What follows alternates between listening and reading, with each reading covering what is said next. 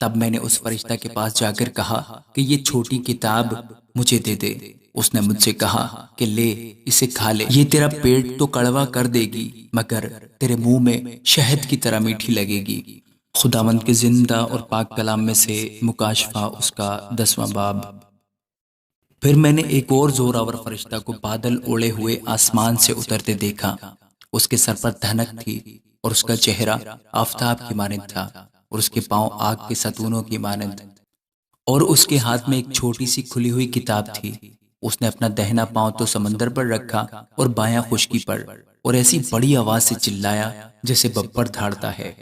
اور جب وہ چلایا تو گرج کی 7 آوازیں سنائی دیں، اور جب گرج کی 7 آوازیں سنائی دے چکی تو میں نے لکھنے کا ارادہ کیا، اور آسمان پر سے یہ آواز آتی سنی کہ جو باتیں گرج کی ان 7 آوازوں سے سنی ہیں ان کو پوشیدہ رکھ اور تحریر نہ کر۔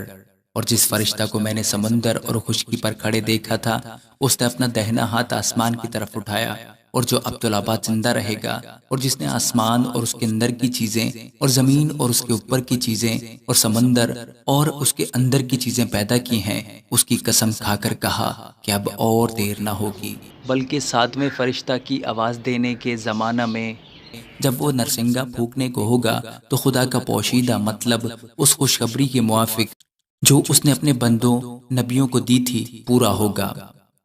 اور جس آواز دینے والے کو میں نے آسمان پر بولتے سنا تھا، اس نے پھر مجھ سے مخاطب ہو کر کہا کہ جا، اس فرشتہ کے ہاتھ سے جو سمندر اور خشکی پر کھڑا ہے وہ کھلی ہوئی کتاب لے لے۔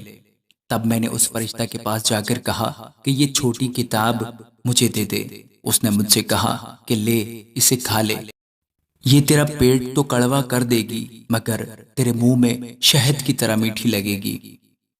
بس میں وہ چھوٹی کتاب اس فرشتے کے ہاتھ سے لے کر کھا گیا۔ وہ میرے منہ میں تو شہد کی طرح میٹھی لگی، مگر جب میں اسے کھا گیا تو میرا پیٹ کڑوا ہو گیا۔